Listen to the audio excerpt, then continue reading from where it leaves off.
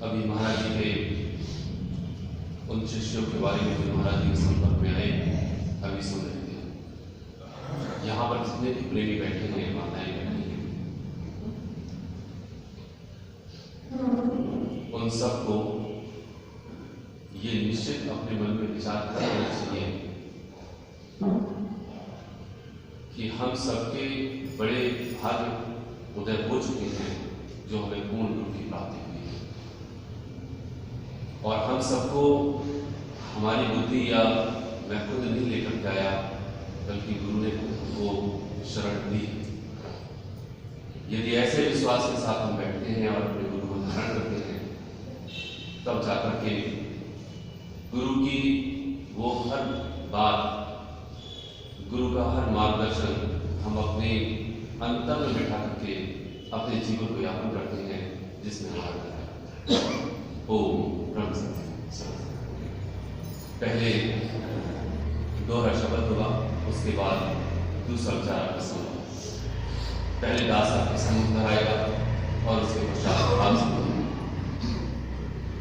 राम नाम का करुण मेरा, राम नाम का करुण मेरा, राम नाम का करुण मेरा, राम नाम का करुण मेरा। दुर्लभ पायो भव जल फेरा, दुर्लभ पायो भव जल फेरा, दुर्लभ पायो भव जल फेरा, दुर्लभ पायो भव जल फेरा। सबके अंतर दया समाई, सबके अंतर दया समाई, सबके अंतर दया समाई,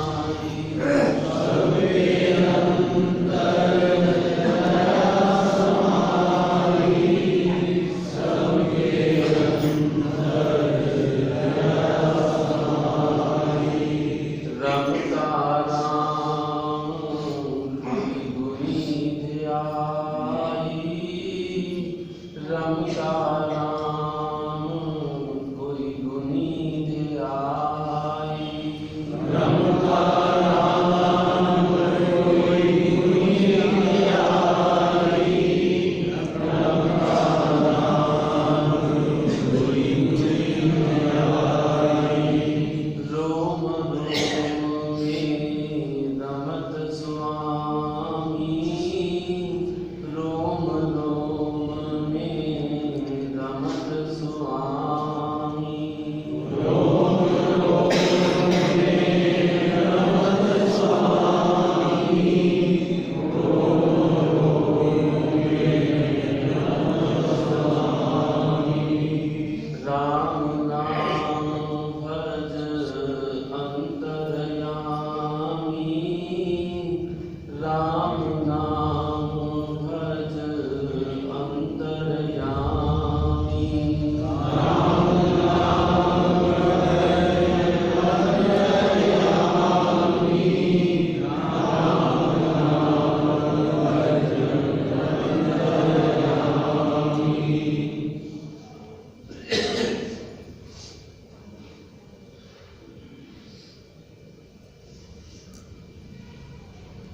हम सभी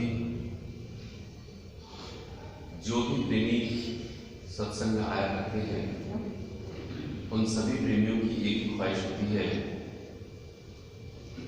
सत्संग सुनने के पश्चात कि हम भी सत्मार्ग पर जरूर चलेंगे। जो भी कमी हमारे अंदर रह गई है, उन कमियों को पूरा करेंगे और सत्मार्ग को दृढ़ करेंगे, चाहे वो कोई भी हो, चाहे माताएं हों, चाहे बहन हो, चाहे पुरुष वर्ग, प्रेमी वर्ग हों, वो सब यही चाहते हैं कि आज मैंने जो सत्संग सुना या जो भी दृष्टांत महाराज जी के अभी सुने, मैं भी चलूंगा और अपने जीवन का कल्याण करूंगा। प्रेमी चलते भी और जैसे जैसे दिन व्यतीत होते हैं वैसे वैसे वो आगे बढ़ने की कोशिश करते हैं, लेकिन कहीं ना कहीं नाकामयाबी उनके हाथ आती है, असफलता उनके हाथ आती है, वो नहीं चलते। चाहे कोई भी मार्गदर्शन में हो, चाहे सत्संग में आने की बात हो वक्त पर, चाहे सत्सिमरन की बात हो कि सुबह और शाम हमने सिमरन करना है, चाहे वो सादगी पर चलने की बात हो कि हमें जीवन अपना सादा बनाना है, सेवा की बात हो कि हमें तन मन धन सबसे सेवा करनी है, और चाहे सत्य पर चलने की बात, तो चाहे कोई भी आधार हम लें, उस आधार पर हर प्रेमी चलने की कोशिश करता है। लेकिन बाद में क्या होता है कि वो किसी हद पर, किसी वक्त पर आकर के उसकी असफलता उसके हाथ में आती है। असफलता क्यों हाथ आती है,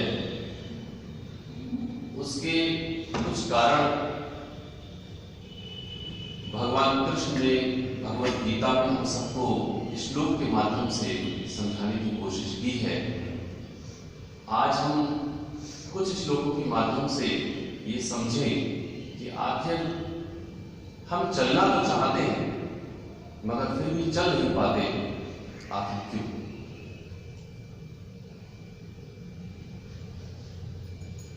तीसरे अध्याय के 6ठे श्लोक में भगवान कृष्ण अर्जुन से क्या कहते हैं उसको सुने। कर्मेंद्रियाणि संयमय या आस्ते मनसा स्मरण इंद्रियार्थान विमूढ़ात्मा मिथ्याचारा सब जगे। अर्थात हे अर्जुन, जो मूढ़ बुद्धि मनुष्य अर्थात मूर्ख इंद्रियों को हठपूर्वक ऊपर से रोककर मन से इंद्रियों के विषयों का चिंतन करता रहता है, वह मिथ्याचारी और दंभी कहा जाता है। ये विषय, ये श्लोक दास ने भी आपके सम्मुख रखने की कोशिश करेगा। ये विषय हो सकता है कि थोड़ा सा कठिन हो, लेकिन अगर गहराई से यहाँ पर बैठे जितने भी प्रेमी हैं, इस विज्ञान को यदि समझ जाएंगे तो शायद एक स्थिति ऐसी आएगी कि वो हर दिन का क्रियाकलाप, हर बात, हर कृत्य उनके जीवन का उस हिसाब से होगा जो शास्त्र कहते हैं। हम करते क्या हैं? मान लीजिए हमने सादगी को अपनाया, सेवा को अपनाया, या किसी भी नियम को हमने धारण किया, तो मान लीजिए हमारी जो इंद्रियां हैं, इन इंद्रियों के माध्यम से हम जो भी ग्रहण कर रहे हैं उनको ऊपर से तो रोक देते हैं और अंदर ही अंदर हम उस विषय का चिंतन करते हैं। जैसे हमारी जो इंद्रियां हैं वो कौन कौन सी हैं? सबसे पहले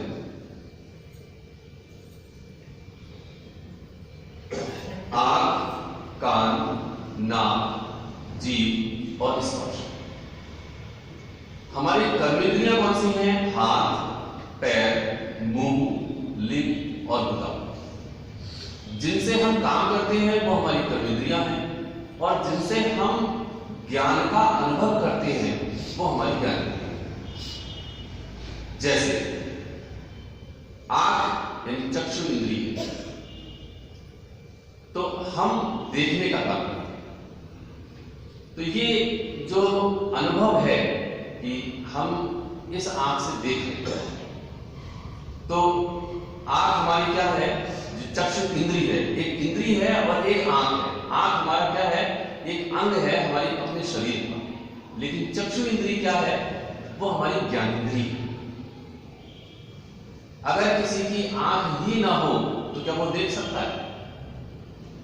मान लीजिए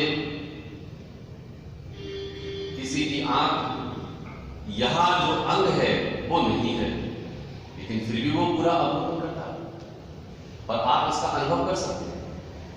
आप सिमरन में बैठे या आप यहीं पर बैठे, मान लीजिए आपका ख्याल आया कि मेरे घर पर मेरे बच्चे हैं, अकेले हैं, या मेरी पत्नी है, पति है, जो भी है, आप यहां पर बैठ करके भी अपने घर का पूरा दृश्य देख सकते हैं, जबकि आंख यहीं का तो देख सकती है, वहां का कैसे देख सकते हैं? तो जो आंख यहां का देख रही है वो इस अंग से देख रही है, लेकिन जो आंख यहां पर बैठ करके घर का देख रही है वो कौन है? वो चक्षु इंद्री है, वो उसका अनुभव कर रही है, क्या हो रहा होगा किचन में, क्या हो रहा होगा बाहर, क्या हो रहा होगा। तो आंख ना होते हुए भी वो आंख हमारी जो इंद्री है वो उसका दर्शन करती है, तो उसको इंद्री कहते हैं।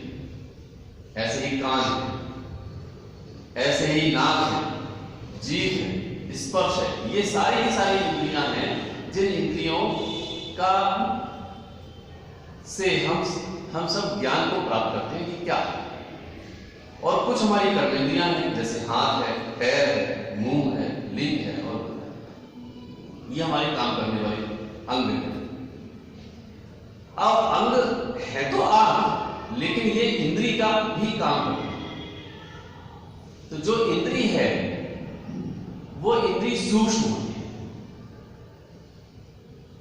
इंद्री रहते हुए भी हमारी अंगों के रहते हुए भी हमारी इंद्री इतनी सूक्ष्म होती है कि वो अंग काम ना भी करे तब भी हमारी इंद्री का अनुभव होता है। लेकिन अगर हम साधारण सी बात समझें कि ये बहुत आगे की बात हो जाएगी, हम एक छोटी सी बात समझें कि ये जो आंख है, ये आंख हमारी देख रही है, ये जीभ स्वाद ले रही है, ये कान सुन रहे हैं, श्रवण कर रहे हैं। ये एक साधारण सी बात समझे। तो हम क्या करते हैं, अगर हमें अपनी जिह्वा से हमको रोकना है, सादगी को धारण करना है, तो हम सोचते हैं कि नहीं खाएंगे। जो हमारा सत्व गुण का आहार है, दलिया है, दाल है, जो भी सत्व गुण का आहार होता है, हम वो ग्रहण करें। यानी कि चाइनीज डिशेज हैं, जितनी भी फॉरेन की डिशेज हैं, उनका ग्रहण नहीं करें। लेकिन हमने ये सोच तो लिया इस चीज के लिए कि हाँ हमने ग्रहण नहीं करना है, फिर भी हम उसका मंथन करते रहते हैं। क्या स्वाद है जलेबी का, क्या स्वाद है समोसे का, क्या बढ़िया सा ब्रेड रोल बना होगा, इसका स्वाद हम ले रहे हैं, लेकिन खा नहीं रहे हैं। खा हम क्या रहे हैं?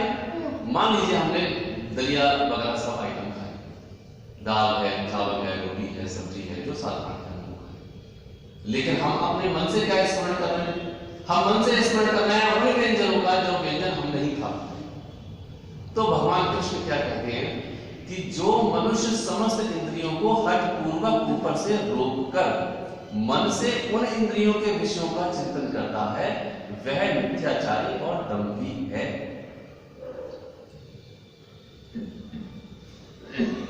तो हमने ऊपर से तो अपनी इंद्री को रोक दिया कि नहीं खाना है जलेबी, या नहीं खाना है समोसा, या नहीं खाना है हमने वो व्यंजन, या हमने वो वस्त्र नहीं पहनना जो वस्त्र हमको फैशन की ओर लेकर के जाते हैं, सादगी वाले वस्त्र पहनना। लेकिन सादगी वाले वस्त्र तो पहन लिए और मन से स्मरण करना है इस बात का, हाय अगर क्या ये वाला कपड़ा मिल जाता, ये ड्रेस मिल जाती, तो मन से स्मरण वही का होगा, चाहे वो व्यंजन हो, चाहे वो वस्त्र।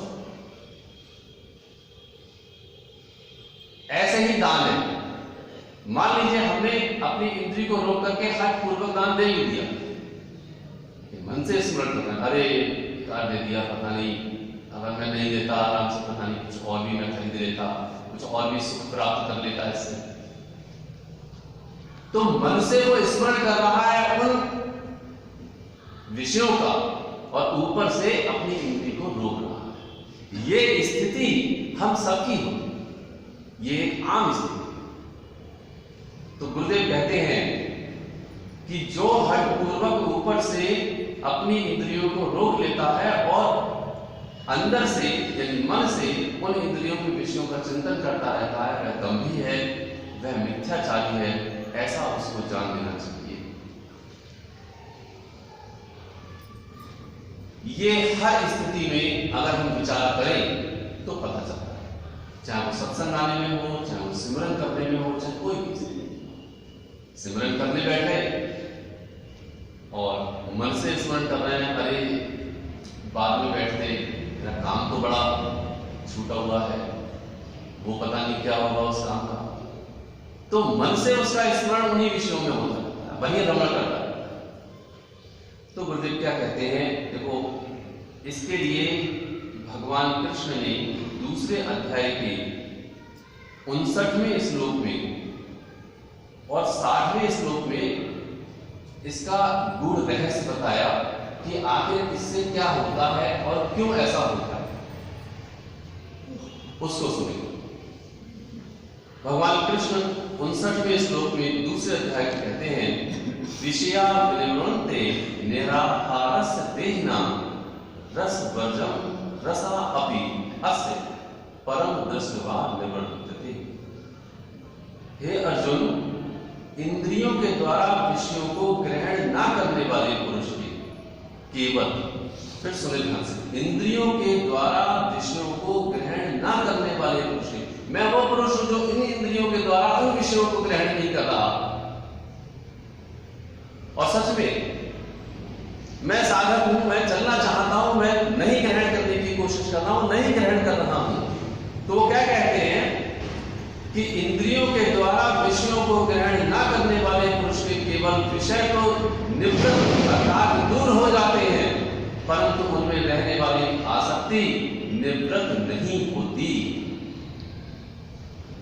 ये जो आसक्ति है ये अंदर ही बनी रहती है, विद्यमान रहती है। इसके कारण वो ऊपर से तो इंद्रियों को रोक लेता है, लेकिन अंदर से अब उन्हीं विषयों का मन ही मन चिंतन और मन ही मन उसमें भ्रमण और रमण करता है। ये स्थिति हर हाल में अधिकतर साधकों को क्या आती है, इसीलिए साधक कहता है मेरा मन नहीं लगता। वो 1 घंटे बैठ जाता है, 2 घंटे बैठ जाता है, फिर भी वो कहता है मेरा मन नहीं लगता। क्यों?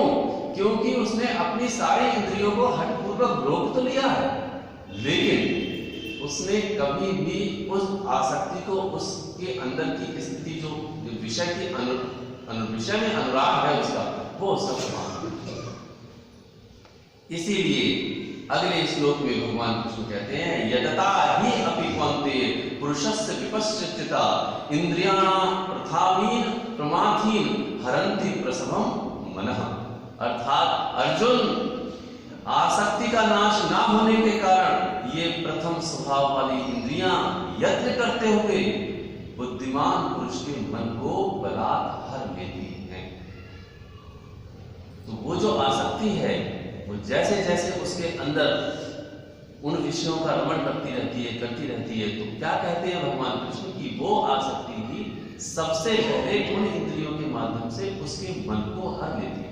जबरदस्ती, यहां पे शब्द आएगा बलात्, प्रसभम, प्रसभम कहते हैं बलात्, उसको कहते हैं जबरदस्ती। अर्थात हम ना चाहते हुए भी हम वो काम कर जाते हैं जो हमारे अंदर से इच्छा नहीं। जैसे आप सब जितने बैठे हैं सब ये चाहते हैं वक्त पर आए। न जाने कितनी बार हम लोग सुन चुके हैं और सुनते हैं कि वक्त पर आना और आने की कोशिश करते हैं। और यहाँ पर कोई ना कोई कहीं ना कहीं प्रेमी ऐसा सोचते हैं, मेरे से बात होती है तो कहते नहीं जी अब तो पक्की बात है अगले संडे से बिल्कुल वक्त पर है, लेकिन नहीं आता। मन में विचार, भेद दृष्टि हमारे अंदर है, ये सब सोचते हैं। भेद दृष्टि का मतलब है कि हम अपनी बिरादरी को समझते हैं, अपनी राजनीति को समझते हैं, अपने व्यक्ति को समझते हैं, लेकिन सत्संग सुनने के बाद कहते नहीं हमने भेद दृष्टि नहीं करनी, बल्कि समभाव लाना है। समता सत्संग है, समभाव लाना। अभी प्रेमी की पूरा सुन रहे थे कि प्रेमी मुकुंद लाल जी और जसवंत राय जी की जो अभी बात थी कि उन्होंने अपना टेंट अलग लगा दिया, और टेंट जब अलग लगाई हो गए, समता का ये सत्संग है, यहाँ पर सबको समान स्थिति सुनने थे। लेकिन गुरु ने क्या कहा? गुरु कहते हैं जिनके वास्ते तुम यहां आए हो, ये तो खुली आसमान के तले अपनी रात काटते हैं। अब इतनी बात उन्होंने की, उसके बाद सारी प्रेमी से तो हमने गुरु को कहा देखा, हमने गुरु की बात को कहां समझने की कोशिश की। गुरुदेव कहते हैं वक्त पर हमने सत्संग को शुरू होना है और वक्त पर हमने सत्संग समाप्त। आज मेरा कोई वक्त नहीं, मैं चाहता हूं कि वक्त पर आऊं, मैं चाहता हूं कि मैं सिमरन में बैठूं, मैं चाहता हूं कि दान करूं, मैं चाहता हूं कि सत्मार्ग पर चलूं, लेकिन मैं नहीं चल पाता क्योंकि वो जो मेरी आसक्ति है, फिर सुने कि हे अर्जुन, आसक्ति का नाश ना होने के कारण प्रथमम स्वभाव वाली इंद्रियां यत्न करते हुए बुद्धिमान पुरुष के मन को जबरदस्ती, जिसको कहते हैं बलात्, हर लेती है।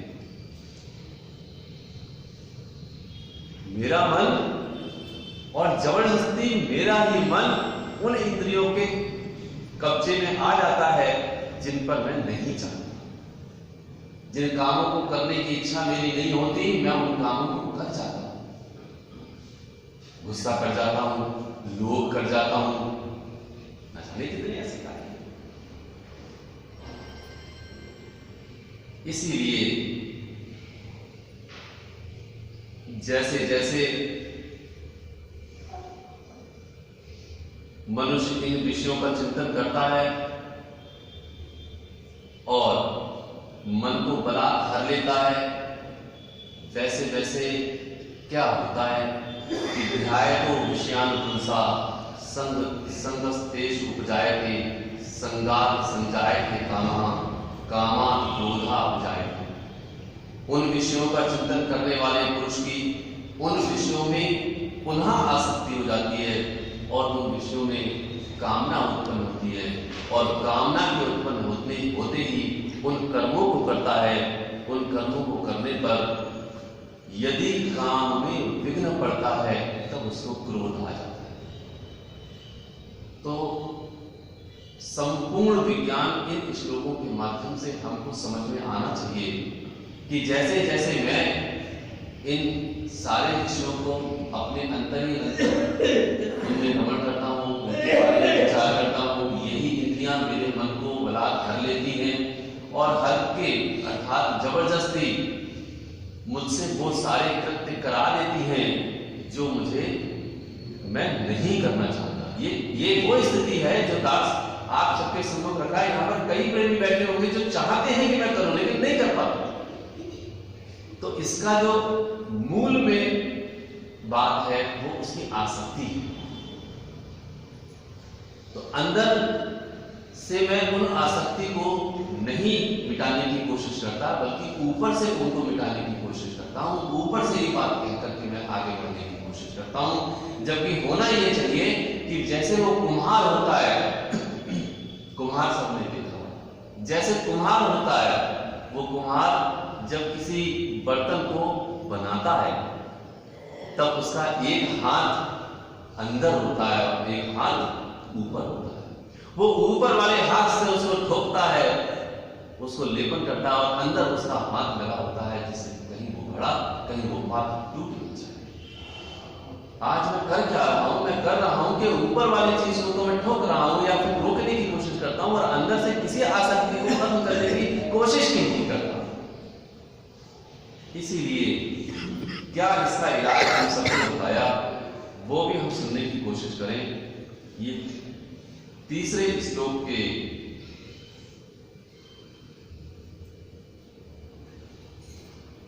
तीसरे श्लोक में जो 8वां श्लोक है वो भगवान कृष्ण यहां से इसका इलाज बताने की कोशिश करते। गुरुदेव कहते हैं कि नियतम कुरु कर्म त्वम कर्म ज्याया ही अकर्मणा।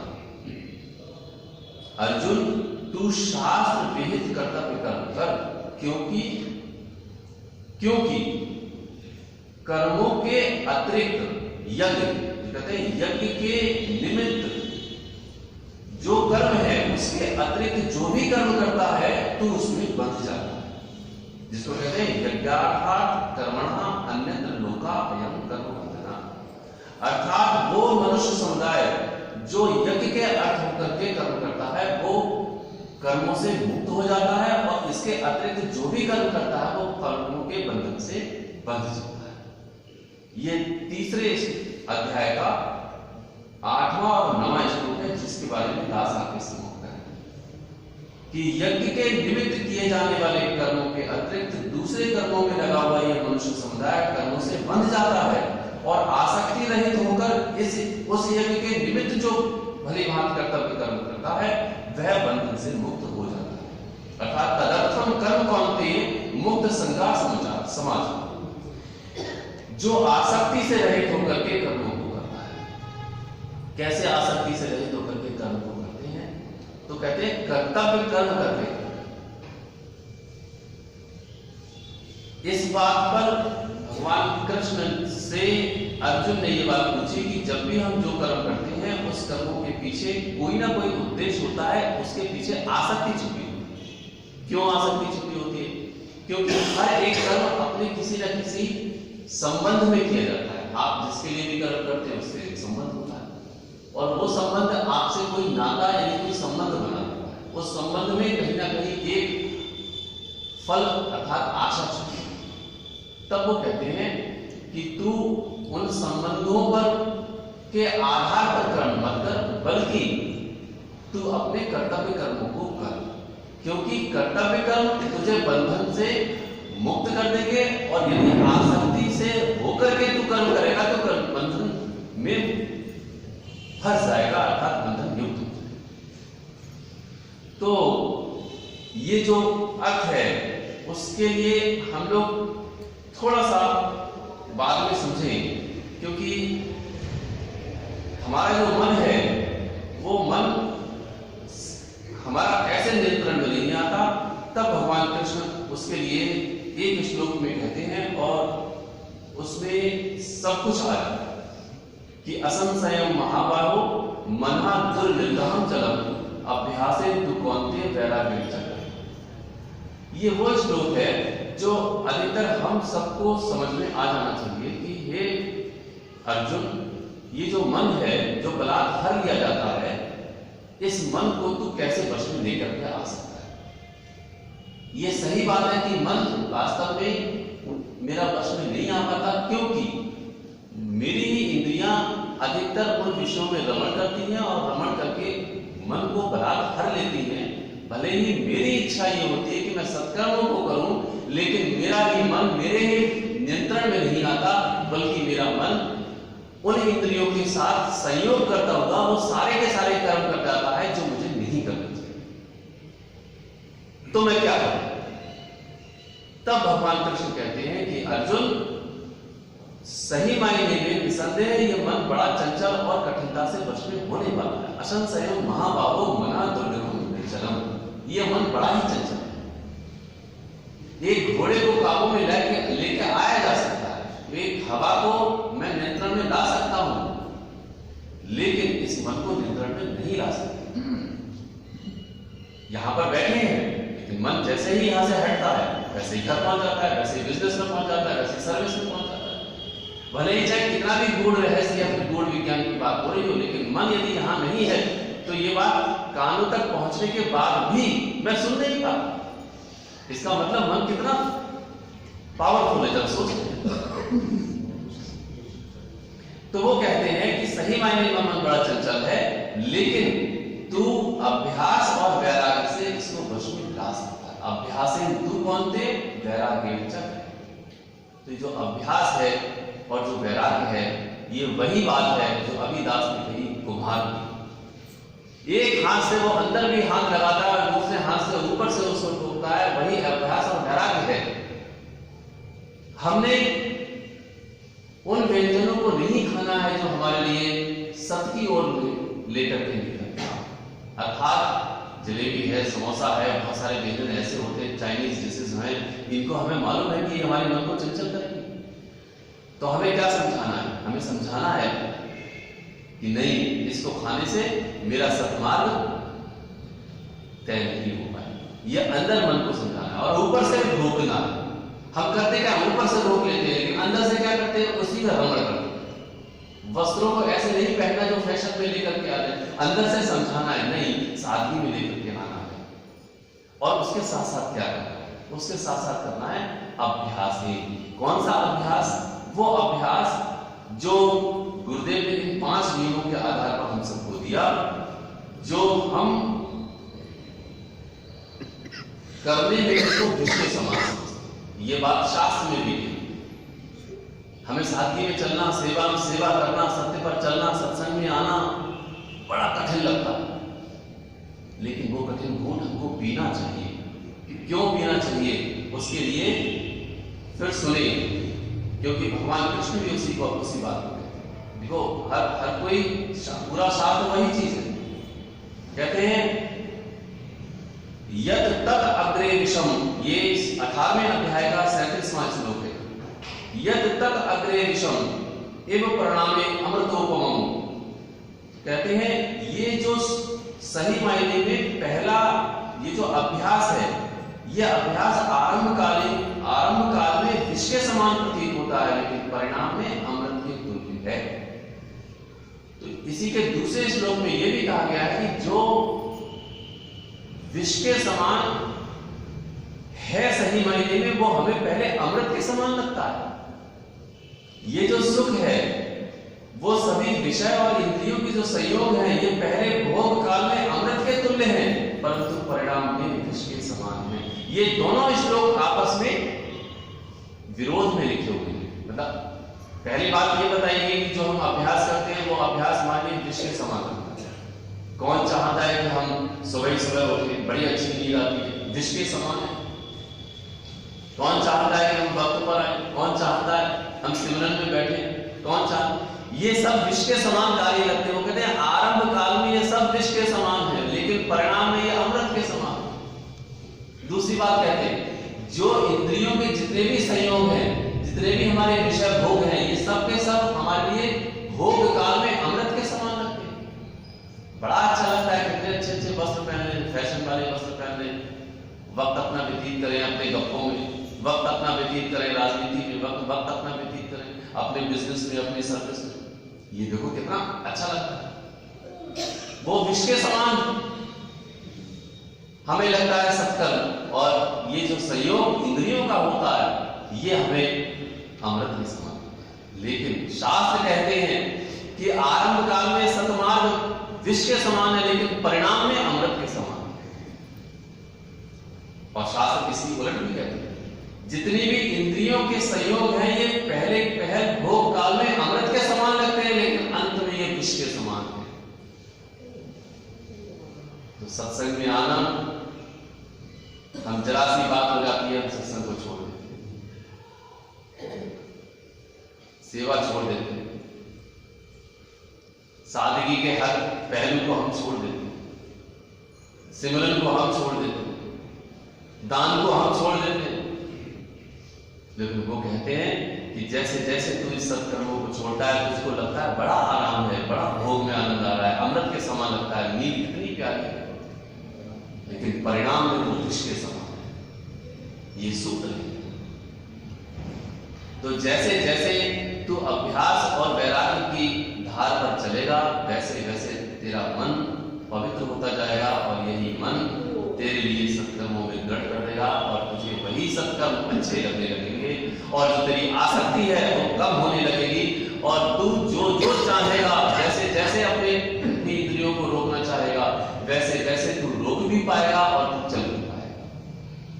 जिसके लिए दास ने सबसे शुरुआत में बात कही कि जो इंद्रियों के विषयों को ग्रहण न करने वाले पुरुष हैं, उनकी जो आसक्ति है वो उनकी आसक्ति खत्म नहीं होती। धीरे धीरे आकर के जैसे जैसे तू सत्कर्म करेगा, वैसे वैसे तेरे अंदर की आसक्ति खत्म होती जाएगी, और जो इंद्रियां हैं वो सत्कर्मों को करने लगेगी। मन यही कर्ण इंद्री सत्संग को सुनने के लिए आतुर होगी और आएगा। सिमरन करने के लिए आतुर होगी और तू बैठेगा, दान करने के लिए आतुर होगी तू करेगा, तू चाहेगा पहले और दे देगा।